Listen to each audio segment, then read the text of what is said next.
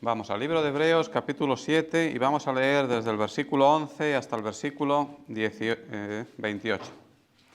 Y dice así: Si pues la perfección fuera por el sacerdocio levítico, porque bajo él recibió el pueblo la ley, ¿qué necesidad habría aún de que se levantase otro sacerdote según el orden de Melquisedec, y que no fuese llamado según el orden de Aarón? Porque cambiado el sacerdocio, necesario es que haya también cambio de ley. Y aquel de quien se dice esto es de otra tribu, de la cual nadie sirvió al altar, porque manifiesto es que nuestro Señor vino de la tribu de Judá, de la cual nada habló Moisés tocando al sacerdocio. Y esto es aún más manifiesto si a semejanza de Melquisedec se levanta un sacerdote distinto, no constituido conforme a la ley del mandamiento acerca de la descendencia, sino según el poder de una vida indestructible. Pues se da testimonio de él: tú eres sacerdote para siempre, según el orden de Melquisedec. Queda pues abrogado el mandamiento anterior a causa de su debilidad e ineficacia, pues nada perfeccionó la ley, y de la introducción de una mejor esperanza, por la cual nos acercamos a Dios.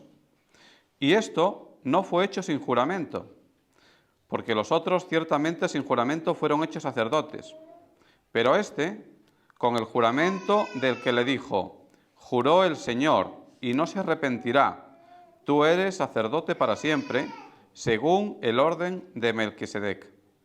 Por tanto, Jesús es hecho fiador de un mejor pacto.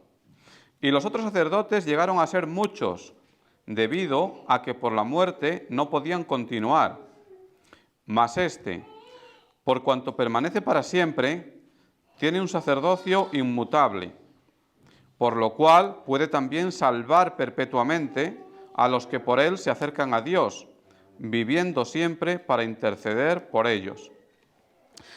Porque tal sumo sacerdote nos convenía, santo, inocente, sin mancha, apartado de los pecadores y hecho más sublime que los cielos, que no tiene necesidad cada día, como aquellos sumos sacerdotes, de ofrecer primero sacrificios por sus propios pecados y luego por los del pueblo, porque esto lo hizo una vez para siempre, ofreciéndose a sí mismo. Porque la ley constituye sumos sacerdotes a débiles hombres, pero la palabra del juramento, posterior a la ley, al Hijo, hecho perfecto para siempre. Señor y Padre Santo, gracias por este día, Señor, gracias por la Iglesia de Parla, gracias, Señor, por todos los presentes y por todos los hermanos de la Iglesia y por aquellos que hoy no hayan podido venir por alguna causa. Bendice todo lo que hagamos aquí, Señor. Te pido que tu palabra edifique la Iglesia y que hoy, a través de tu palabra, tus hijos, Señor, salgan de aquí más edificados de lo que entraron. Te ruego, Señor, que nos bendigas y que no sea yo quien hable, sino que sea tu palabra, Señor, que seas tú mismo a través de mí, Padre Santo. Prepara nuestros corazones y danos, Señor, el deseo de honrarte a ti en todo momento. Te pido, Señor, que nos bendigas, bendice lo que vamos a hacer y que sea todo, Señor, para tu honra y para tu gloria. Te lo pido en el nombre de Cristo, nuestro Salvador. Amén. Pues el libro de Hebreos yo creo que es uno de los libros más difíciles que hay en la Biblia, en el Nuevo Testamento. Y según me decía Jordi el otro día, es por lo menos tan difícil como Apocalipsis. Así que no es fácil a veces entender las cosas que pone aquí, porque el autor de Hebreos se estaba dirigiendo a judíos que conocían muy bien la ley. Vosotros veis que aquí se habla de sacerdotes constantemente y nosotros no tenemos sacerdotes. Aquí no hay sacerdotes, el pastor Julio no es un sacerdote. Pero para los judíos de aquel tiempo el sacerdocio era una cosa muy importante. Formaba parte de la vida, de su vida. Si nosotros pensamos en el Evangelio, vemos a Jesús que constantemente tiene que tratar y enfrentarse con fariseos, con escribas y con personas que tienen su vida centrada en torno al templo y a los ritos que se hacen en el templo. Por tanto, aunque para nosotros esto nos parezca un poco lejano, para ellos no lo era tanto. Sin embargo, para nosotros es importante entender bien el libro de Hebreos, porque hay muchas personas que dicen que el Dios del Antiguo Testamento es un Dios del Nuevo Testamento, es un Dios diferente al Dios del Nuevo Testamento. E incluso mucha gente ve una gran diferencia entre el Antiguo Testamento y el Nuevo Testamento. Y el autor de Hebreos lo que trata de decirle a los judíos a quienes dirige su carta es que una vez llegado Cristo muchas cosas cambian, pero no hay ruptura, sino que hay continuación. Las cosas cambian, pero no se pone punto y final al Antiguo Testamento, a todo lo que había en el Antiguo Testamento, sino que en Cristo hay una continuación de lo que allí se veía, de lo que allí se dice y de lo que conocían ellos. Por tanto, para nosotros también es importante, porque muchas veces nos podemos encontrar con gente que nos diga que no es lo mismo el Antiguo Testamento que el Nuevo, o que el cristianismo es ajeno al judaísmo del Antiguo Testamento. Y no es así. El autor de Hebreos trata de convencer a los destinatarios de esta carta, trata de mostrarles, y se lo muestra mediante la Biblia, de que hay una continuación. Por tanto, para nosotros también es importante. Y los sacerdotes eran muy importantes en el templo. En otro tiempo había un rey que era cabeza de la nación, pero en los tiempos en los que se escribe esta carta ya no hay rey. Israel está sometido al poder de Roma. Y el sumo sacerdote no es solo un personaje muy importante, sino que, podemos decir, no es solo la cabeza espiritual de Israel, sino que es también la cabeza política. Y eso lo vemos, por ejemplo, en los evangelios, cuando son los sacerdotes quienes envían soldados para detener a Cristo. Y es el sumo sacerdote quien dice, profetizando sin saber lo que hace, es necesario que muera un hombre para salvar a todos o para salvar a muchos. Entonces, el sumo sacerdote es muy importante. ¿Vosotros sabéis la diferencia que hay entre sacerdotes y profetas? Digo profetas porque profetas es otra figura importante del Antiguo Testamento que aparece mucho. El sacerdote era una persona que se presentaba ante Dios en nombre del pueblo. El sacerdote va ante Dios y le dice, Señor, perdona al pueblo y perdóname a mí porque somos malos. Es un intermediario entre todo el pueblo y Dios. En cambio, los profetas que aparecen en la Biblia son lo contrario. Es aquella persona a quien Dios le dice, vete al pueblo. Y cuando estés delante del pueblo le dices, Dios dice así. Por tanto, vienen a ser figuras inversas. El intermediario entre los hombres y Dios, es decir, el sacerdote, es una figura que aparece en casi todas las religiones. Y a día de hoy, en diferentes formas de cristianismo, también nos podemos encontrar con sacerdotes o con algo más o menos equivalente. Y según la religión, el sacerdote puede tener unas funciones que pueden ser simplemente rituales o puede tener funciones que son casi mágicas. Nosotros aquí no tenemos sacerdotes. Y el pastor se asemejaría mucho más a la figura del profeta. Porque el pastor, cuando está aquí delante de la congregación, lo que dice es, Dios ha dicho. Pero no Dios ha dicho algo que me haya susurrado a mí de noche, sino Dios lo que nos dice es lo que tenemos delante de la Biblia. Esto es lo que nos dice Dios. Sí, hay congregaciones en las que el pastor se presenta como un profeta a quien Dios le susurra todas las noches algo para la congregación. Tengamos mucho cuidado con eso. Porque lo que debe hacer el pastor es decirle a la congregación, Dios dice esto, pero esto es la Biblia. Aquello a lo que todos tenemos acceso. Y en definitiva, el sacerdote es una figura importante en Israel que surge de un pacto, y ese pacto es lo que ha leído el hermano Lucho antes. Y habréis visto que ha repetido 2 veces el versículo 5 del capítulo 19. Porque el sacerdote surge en un momento de la historia de Israel. Antes no había, o si los había era de otra manera, o podemos pensar que antes las funciones sacerdotales, al modo de la ley mosaica, se hacían de otra manera. Pero los sacerdotes surgen una vez que Dios le entrega la ley al pueblo de Israel. Y esa es la parte que ha leído el hermano Lucho. Dios le dice que hará un pacto. Eso se lo dice en el capítulo 19 del libro del Éxodo. Y después, cuando llegamos al capítulo siguiente, al 20, nos encontramos con los 10 mandamientos, que es la ley, digamos, resumida. Y ahí, esa ley viene a ser los términos de ese pacto que Dios hace con el pueblo de Israel. Los pactos son importantes porque el pacto es algo que mira hacia la salvación. El pacto no deja de ser otra cosa nada más que una forma a través de la cual Dios le dice al pueblo: me voy a relacionar con vosotros de esta manera. Y esa manera, a través de la cual Dios se relacionaba con el pueblo, una vez que le da la ley, tiene que ver con los sacerdotes, con los ritos, con los sacrificios, con la circuncisión, con la dieta, etcétera, etcétera. Tiene que ver con todo eso. Pero el objetivo final del pacto es la salvación. Y yo quiero deciros que lo que nos dice esta parte que hemos leído hoy, desde el versículo 11 al versículo 28 del libro de los Hebreos, es que el pacto perfecto viene a través de Cristo. Y en resumen, todo lo que os quiero decir hoy es que la salvación solamente viene por Cristo, por nadie más.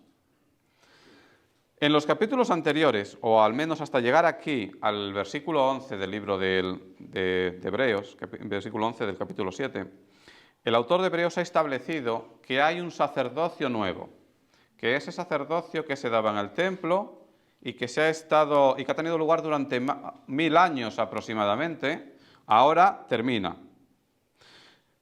Eso es lo que ha establecido antes de llegar aquí. Y cuando llegamos a este versículo, el autor más o menos pregunta: ¿y por qué?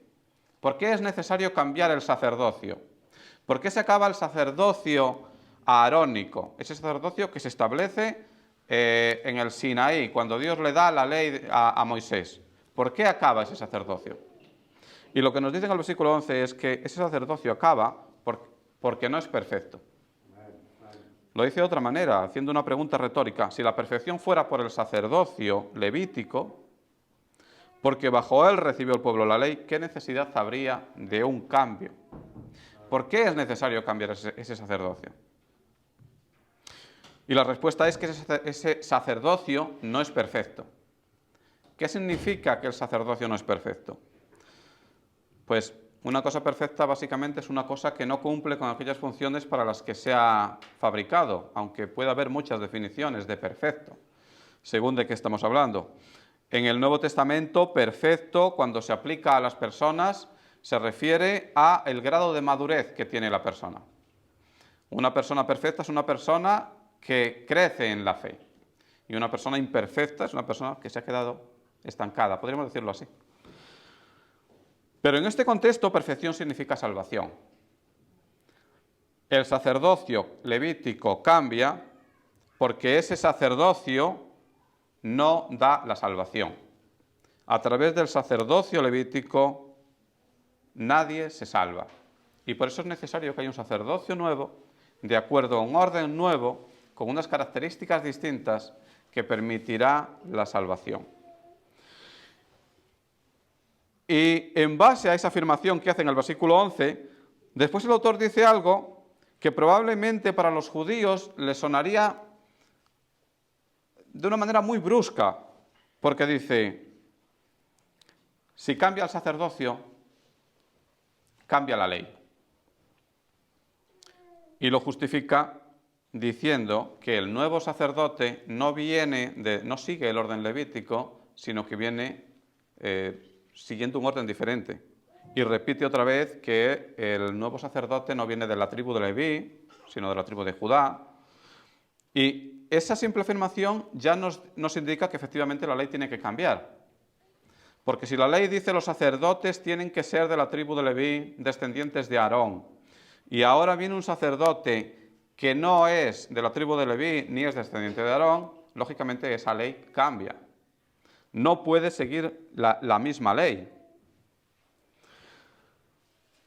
Ese versículo tenía que sonar de una manera muy rara a los judíos, porque los judíos llevaban 1000 años practicando la ley de Moisés y estaban muy aferrados a esa ley. Lo podemos ver en el en los Evangelios, cuando Cristo tiene que enfrentarse muchas veces a los fariseos o a los escribas o a los maestros de la ley por cuestiones relacionadas con el lavamiento de las manos, por el cumplimiento del sábado y por cosas de este tipo, cosas que tenían todas ellas que ver con la ley.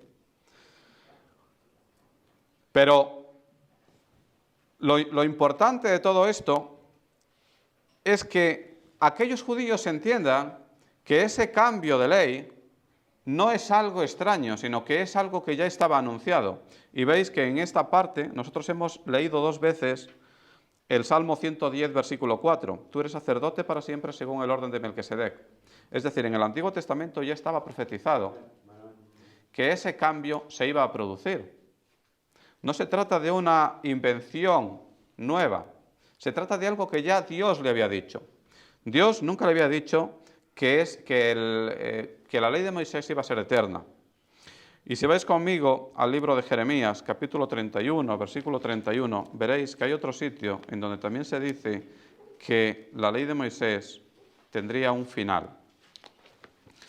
Jeremías, capítulo 31 y versículo 31, 32 y 33, aquí leemos: He aquí vienen días, dice Jehová, en los cuales haré nuevo pacto con la casa de Israel y con la casa de Judá.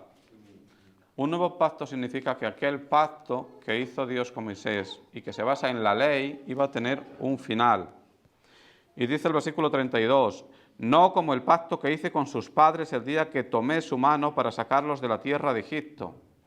Y aquí hace referencias directamente a ese pacto, al pacto que estaba vigente en ese momento, en los tiempos de Jeremías, y al pacto que sigue vigente en los tiempos del autor de Hebreos. No como ese pacto, porque ellos invalidaron mi pacto, aunque fui yo un marido para ellos, dice Jehová. Pero este es el pacto que haré con la casa de Israel. Después de aquellos días, dice Jehová, daré mi ley en su mente y la escribiré en su corazón, y yo seré a ellos por Dios y ellos me serán por pueblo. Es decir, cuando el autor de Hebreos le dice a los judíos de su tiempo que la ley tenía un fin, que ahora venía algo nuevo, no se está inventando unas cosas nuevas que no hubieran sido dichas antes a Israel, sino que le está diciendo algo que ellos ya debían conocer. Vendría un sacerdote nuevo, de un orden diferente, y cambiaría la ley. Todo esto es para que ellos entiendan que hay una transición del Antiguo Testamento al Nuevo Testamento y que tiene que ver con Cristo. Y por eso después tenemos en el versículo 18 algo que a mí me llama mucho la atención. Perdón. Sí, no, en el 16. Porque lo que nos dice del nuevo sacerdote es que tiene una vida indestructible. Yo muchas veces he leído este versículo y nunca me he dado cuenta del significado de estas palabras, pero me llama la atención esa expresión. No constituido conforme a la ley del mandamiento acerca de la descendencia, sino según el poder de una vida indestructible. Es decir, que el nuevo sacerdote, el nuevo sumo sacerdote que va a haber a partir de ahora, es un nuevo sumo sacerdote que no depende de ser hijo de alguien, ni de venir del linaje de Aarón, sino que es alguien que depende de sí mismo. El nuevo sacerdote es alguien que tiene una vida indestructible, y Cristo tiene una vida indestructible. Cristo tiene una vida indestructible porque es Dios, pero quizá muchos de aquellos que leyeron esto en su momento habían visto a Cristo resucitado. Quizá muchos lo vieron crucificado y lo vieron después resucitado. ¿Quién sabe? Pero nosotros sabemos que Cristo murió, pero no sigue en la tumba, sino que resucitó otra vez. Por tanto, ese nuevo sacerdote es un sacerdote que tiene una vida indestructible. Algo muy diferente a todo lo que había antes. Y lo que nos quiere decir la palabra de Dios con esto es que este sacerdote es sacerdote por sí mismo. Tiene derecho a ser sumo sacerdote por quién es él, no por ser descendiente de Aarón, ni por cumplir fielmente todas aquellas cosas que decía la ley de Moisés. Cristo es sumo sacerdote por quien es Él, no por nadie más. Y me llama un poco la atención ver que después de anunciar estas cosas, llega el año 70 y las legiones romanas destruyen el templo. Y esas cosas que aquí se dicen, Dios, interviniendo en la historia, hace que se cumplan.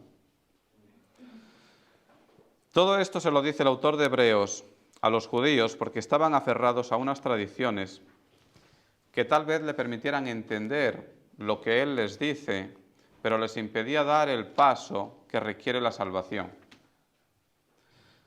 Y podemos pensar que esto es algo que ocurre solamente en contextos religiosos, porque aquí hay un contexto religioso claro. El autor de Hebreos le está hablando a unos judíos y le dice: ¿vosotros entendéis que Cristo murió? Y ellos dirían: sí. ¿Vosotros entendéis que Cristo resucitó? Porque tal vez lo visteis vivo.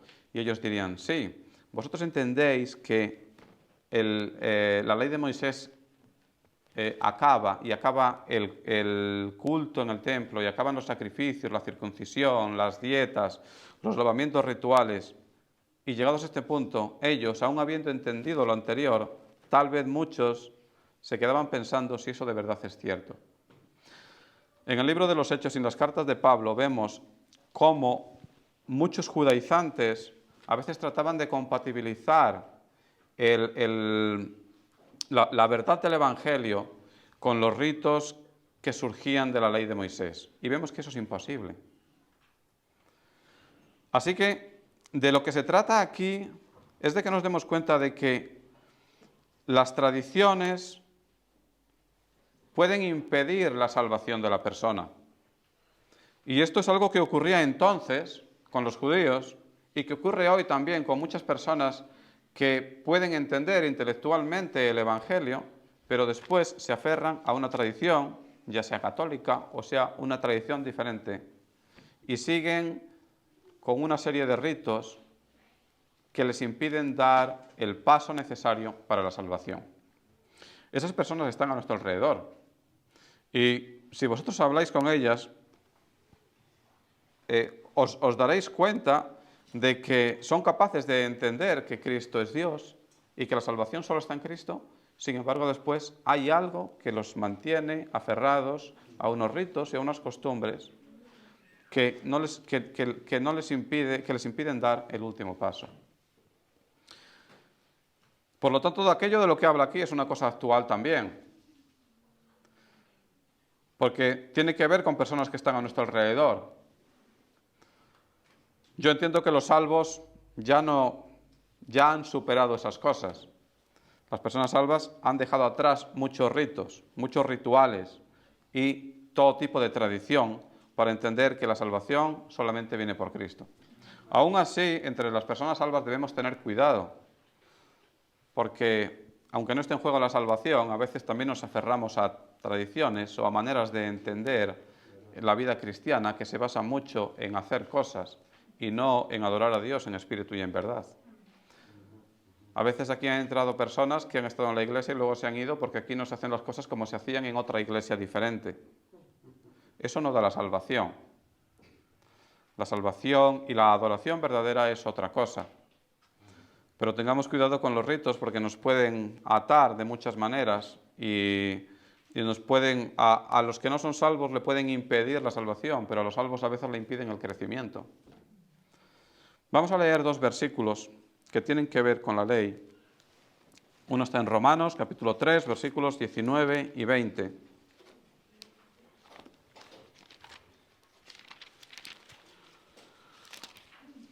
Romanos capítulo 3, versículo 19, dice: pero sabemos que todo lo que la ley dice, lo dice a los que están bajo la ley, para que toda boca se cierre y todo el mundo quede bajo el juicio de Dios. Ya que por las obras de la ley ningún ser humano será justificado delante de él, porque por medio de la ley es el conocimiento del pecado. Por medio de la ley es el conocimiento del pecado, pero no la salvación. Y si vamos un poco más adelante al libro de Gálatas, capítulo 3,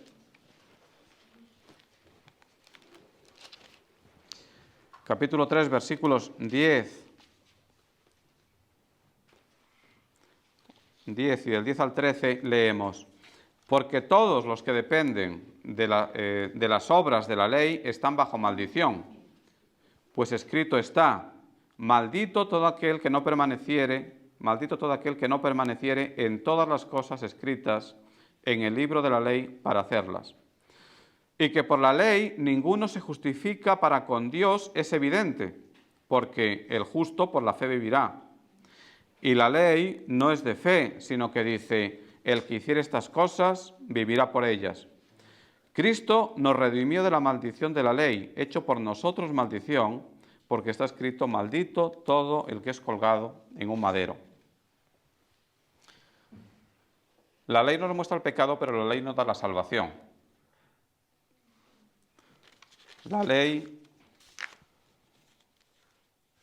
es una expresión de la naturaleza de Dios, pero no hay ninguna persona que sea capaz de cumplirla enteramente.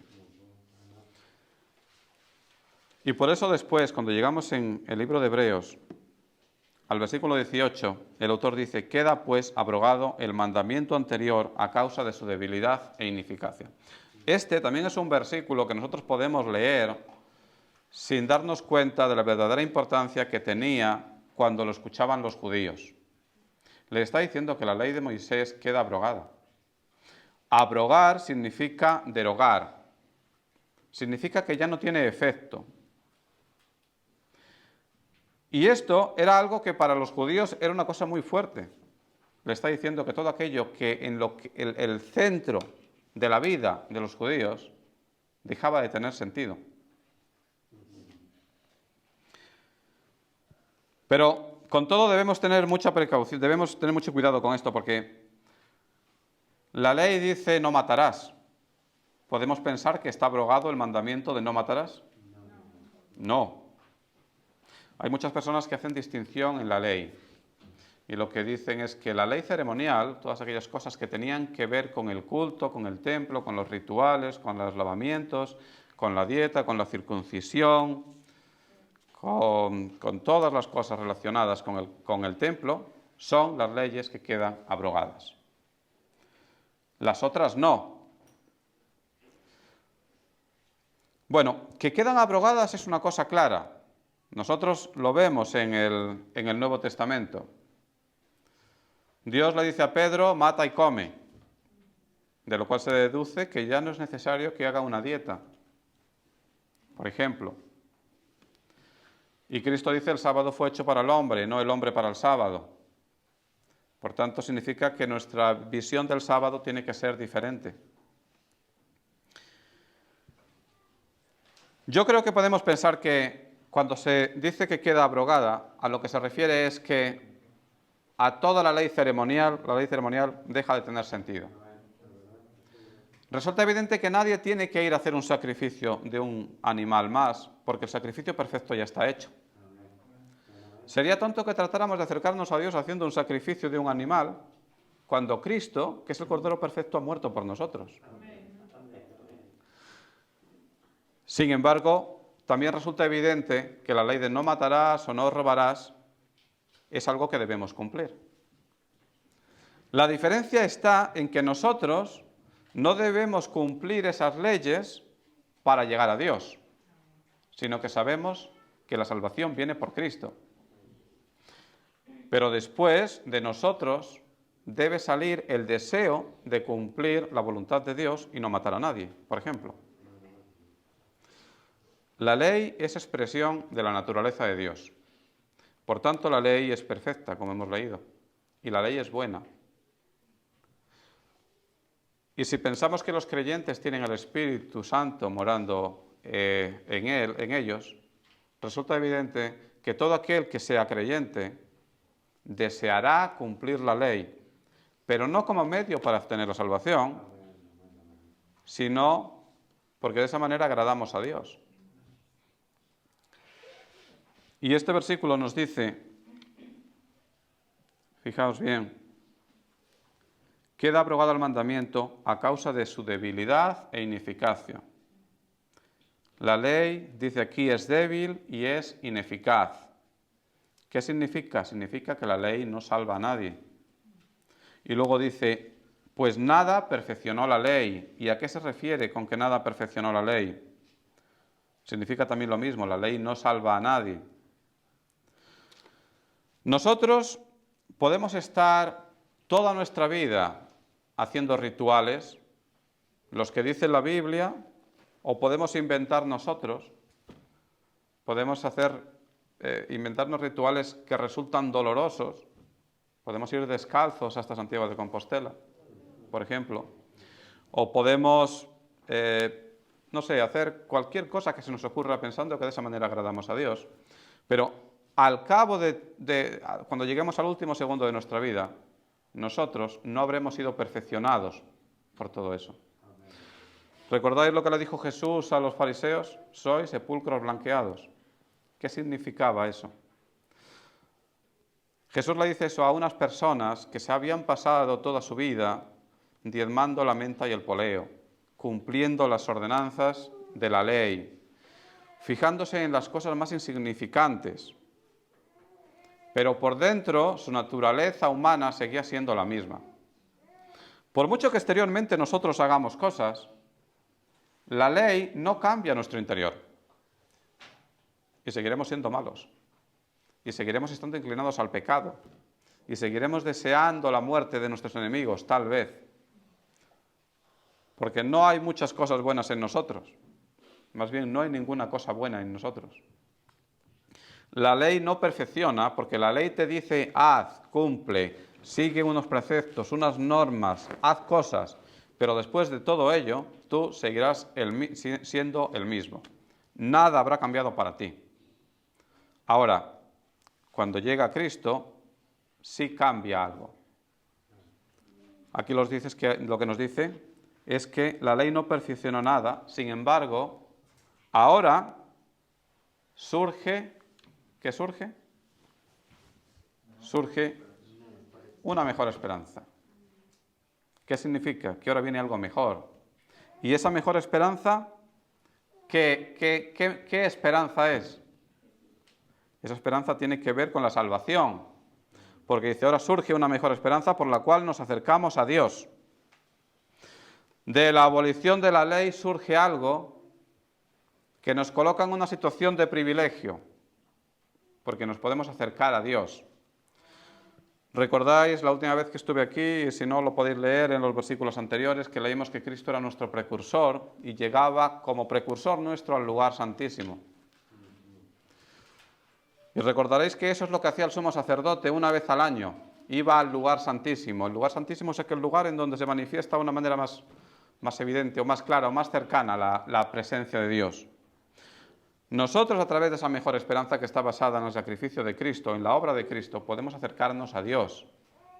Tenemos más privilegios que el sumo sacerdote del orden levítico, porque nosotros, sin necesidad de matar a ningún animal, sin necesidad de una purificación previa, nosotros podemos acercarnos a la presencia de Dios, y no una vez al año, sino todos los días. Nosotros podemos hacer eso, algo que no podían hacer ellos. Y esto lo podemos hacer gracias a Cristo y por su sacrificio. Por nosotros mismos no podríamos hacerlo. Nosotros tenemos la mejor esperanza y la posibilidad de acercarnos a Dios porque Cristo es el sacrificio perfecto. Y gracias a la obra de Cristo, nosotros nos podemos acercar a Dios. Pues aquí se ve cuál es la transición que hay entre el Antiguo y el Nuevo Testamento. El Antiguo Testamento nos muestra el pecado a través de una ley que es perfecta, pero que ninguna persona puede cumplir. Y esa ley perfecta que nadie puede cumplir y por tanto no perfecciona a nadie ni de la salvación, da paso después a una esperanza mejor que está basada en la obra de Cristo. Y a través de la obra de Cristo nosotros podemos hacer aquellas cosas que no se podían hacer antes. Podemos ir a la presencia de Dios y podemos ir todos sin necesidad de otros sacerdotes humanos y sin necesidad de un sacrificio previo. Fijaos que en este corto párrafo, en esta porción corta de la Biblia, 2 veces se menciona el Salmo 110, versículo 4. Tú eres sacerdote para siempre, según el orden de Melquisedec. Es decir, Cristo es ya nuestro gran sumo sacerdote y no necesitamos sumos sacerdotes humanos para acercarnos a Dios y para estar en la presencia de Dios. Todo ello depende de Cristo. Y aquí se dice, Cristo es nuestro fiador. Se reitera que esto ocurre por un juramento que hace Dios, un juramento que no se había hecho antes al entregar la ley, y porque Cristo es hecho nuestro fiador de un pacto mejor. Acaba el pacto que Dios había hecho con Israel y del que hemos leído antes, que lo ha leído el hermano Lucho en el versículo 5 del capítulo 19 del libro del Éxodo, y ahora viene un pacto mejor que tiene una esperanza mejor y está basado en la obra de Cristo. Todo ello está basado en Cristo y por eso dice que Cristo es nuestro fiador. ¿Sabéis qué significa fiador? Fiador es aquella persona que responde por otra. Yo cuando era pequeño, cuando tenía 7, 8 años, mi madre me decía que fuera a comprar y yo iba. Y no llevaba dinero, simplemente le pedía lo que mi madre me había dicho, se lo pedía en la tienda y me lo daban. Porque, bueno, lo que hacían en ese momento era fiarme. Me daban algo sin que yo lo pagara y me estaban fiando porque hay un fiador. El fiador en este caso era mi madre, que después iría a pagar. Pues esa confianza que tenía el tendero cuando yo llegaba allí, es la que, y le pedía cosas sin dinero, es la confianza que podemos tener nosotros de la salvación. Podemos estar confiados de que la salvación es un hecho cierto porque Cristo es nuestro fiador. Solo Cristo puede ser el fiador y el mediador de este nuevo pacto.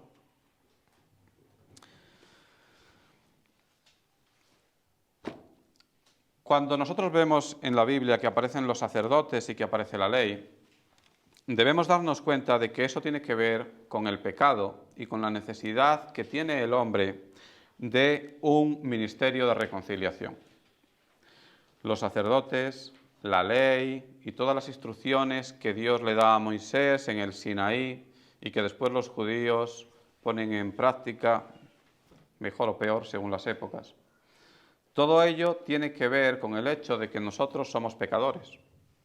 El pecado mora en nosotros. Y el pecado nos separa de Dios. Pero Dios desea que haya una reconciliación. Entonces el sacerdocio y la ley surgen de la necesidad de un ministerio de reconciliación. La ley y los sacerdotes apuntan a la salvación y la muestran.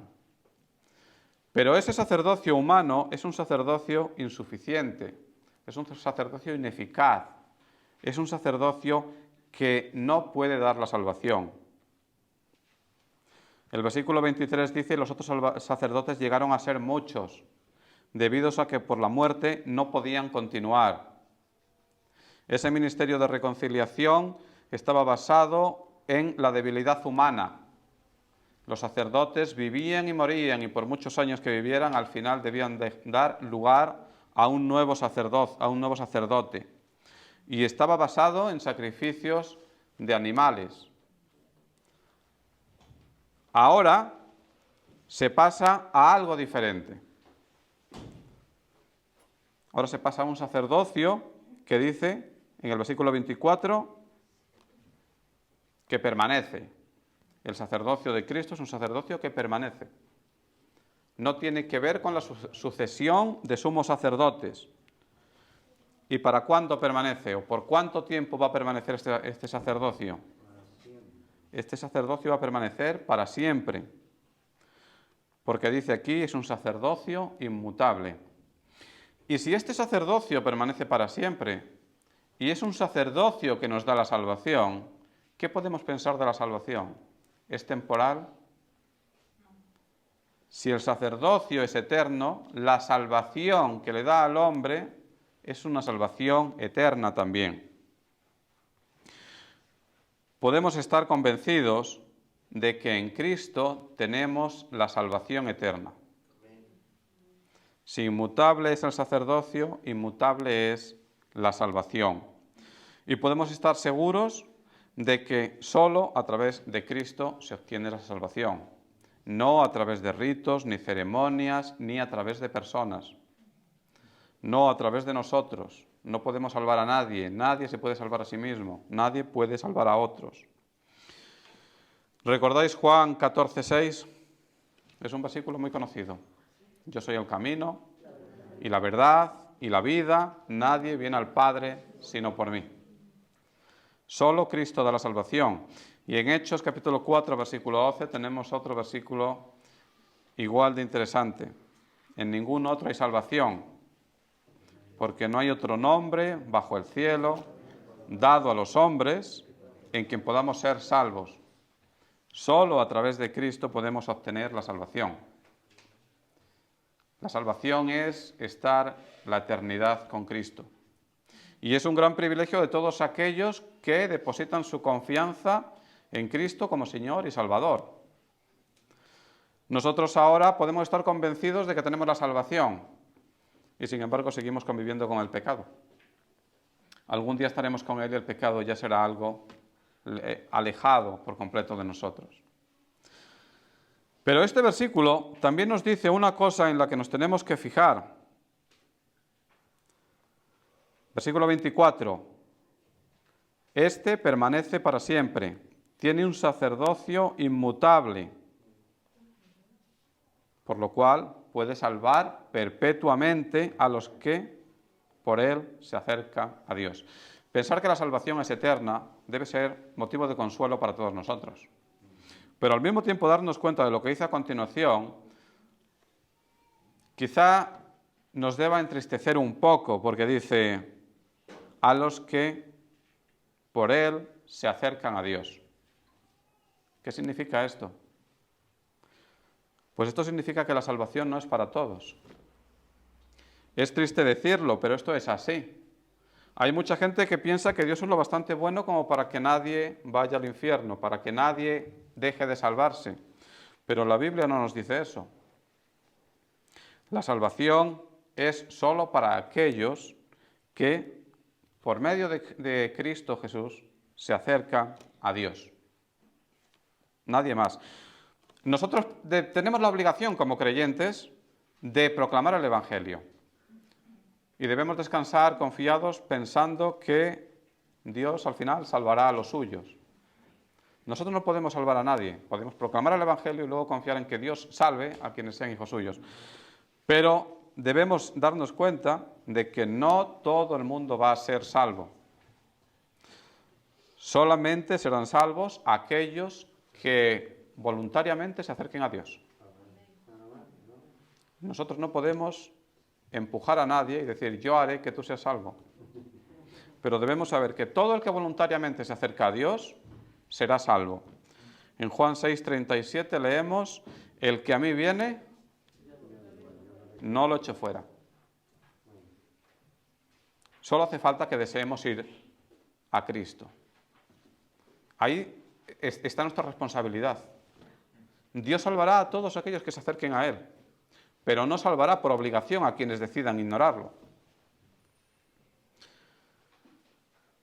Así que proclamemos el Evangelio y descansemos confiados pensando que Dios salvará a los suyos. En cierta medida esto nos tiene que entristecer porque habrá muchas personas que no se salven. Pero Dios no es injusto. Por lo tanto, debemos pensar que aquellos que voluntariamente deseen acercarse a Dios, a Cristo, esos sí serán salvos.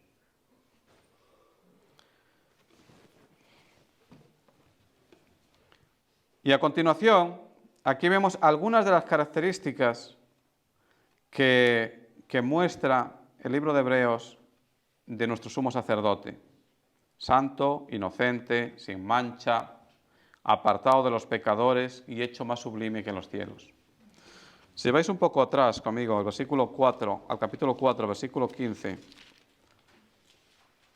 vemos que el autor de Hebreos ya había dicho no tenemos un sumo sacerdote que no pueda compadecerse de nuestras debilidades, sino uno que fue tentado en todo, según nuestra semejanza, pero sin pecado.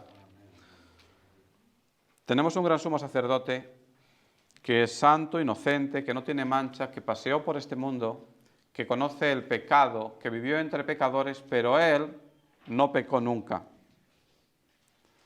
Es un sumo sacerdote muy diferente a los sumos sacerdotes que había anteriormente, porque aquellos sumos sacerdotes humanos, cada vez que se presentaban ante Dios, tenían que purificarse ritualmente.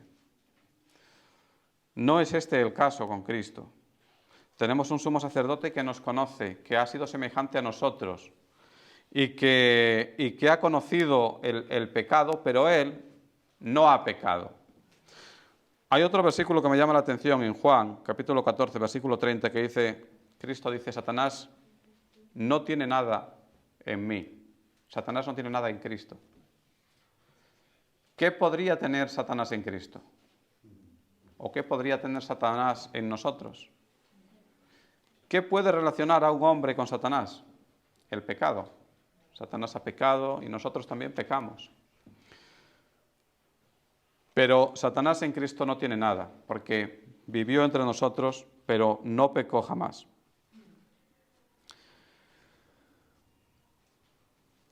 Lo que vemos en este párrafo, para terminar ya, es que cuando nosotros tenemos delante de nosotros la Biblia completa desde el principio hasta el fin, aunque veamos que hay diferencias entre el Antiguo y el Nuevo Testamento, lo que tenemos es un libro en el que se produce una continuidad. Dios se va revelando progresivamente a lo largo del tiempo y llega un momento de la historia humana en la que Cristo nos da una revelación muy superior a toda la que había antes. Y cuando eso ocurre, nosotros no podemos ser indiferentes a la obra de Cristo. Para los judíos resultaba muy difícil hacer ese tránsito del Antiguo al Nuevo Testamento, porque llevaban 1000 años viviendo en torno a los ritos que Dios le dio a través de Moisés en el Sinaí. Pero cuando aparece Jesús, lo que debemos entender es que todo eso era una sombra de lo que vendría después. Todo eso apuntaba a Cristo. Y ahora que Cristo ha llegado, los judíos deben entender que aquello queda atrás. Y la relación con Dios ya no puede seguir esas normas que se habían establecido en la ley, sino que hay que relacionarse con Dios teniendo en cuenta su obra redentora. Lo que Dios le había mostrado en la ley era que algún día el Mesías haría ese sacrificio perfecto que permite a los hombres acercarnos de una manera directa a Dios, sin necesidad de intermediarios y sin necesidad de sacrificios de animales. Y el lector de Hebreos lo que quiere con esta carta, en la que una vez tras otra constantemente está hablando de los sacerdotes y de la ley de Moisés, es que se den cuenta de que ahora todo eso deben dejarlo atrás. Y no se trata de una cosa que no estuviera anunciada. Era algo que Dios ya le había dicho que tendría un final. Nunca se dijo que la ley de Moisés fuera eterna. Nunca se dijo eso, al contrario. Estando vigente la ley de Moisés, lo que se dijo es que eso tendría un final. Lo triste de todo esto es que muchos judíos, aunque al principio todos los cristianos fueron judíos, muchos decidieron no creer a Cristo y siguieron aferrados a la costumbre, a la tradición, a esa ley. Y a día de hoy nos encontramos con muchas personas que también se aferran a tradiciones y por eso no alcanzan la salvación. Pero nosotros debemos hacer un esfuerzo por entender con claridad qué relación hay entre el Nuevo Testamento y el Antiguo Testamento y de qué manera Cristo no supone una ruptura, sino una continuación de toda la revelación que Dios le había dado a los hombres a través de Moisés. Y siendo así, dejar atrás las tradiciones, las costumbres, aquellas cosas que nos han enseñado desde pequeños y poder relacionarnos con Dios como Dios quiere, es decir, a través de Cristo, considerando y teniendo en un alto valor el sacrificio que Cristo hizo por nosotros. Dios no quiere personas que sigan rituales, sino personas que lo adoren en espíritu y en verdad. Podemos pasar la vida entera haciendo rituales y eso no nos cambiará por dentro.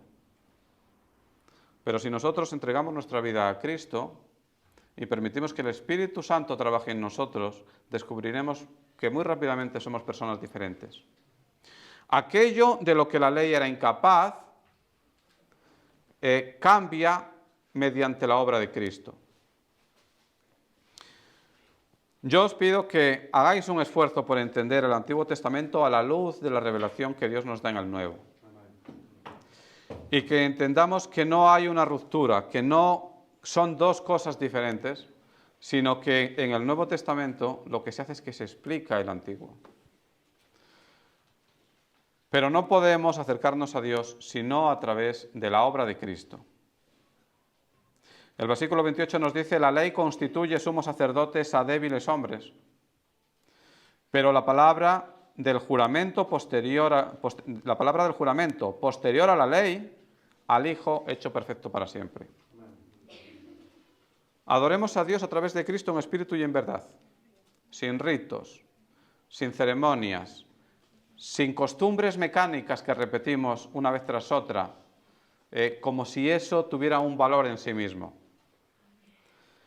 Y recordemos que gracias a la obra de Cristo nosotros no solo somos salvos ya, sino que en este momento tenemos un intercesor que nos conoce, que ha vivido como nosotros, que conoce nuestras debilidades, que fue tentado en todo, pero sin pecar.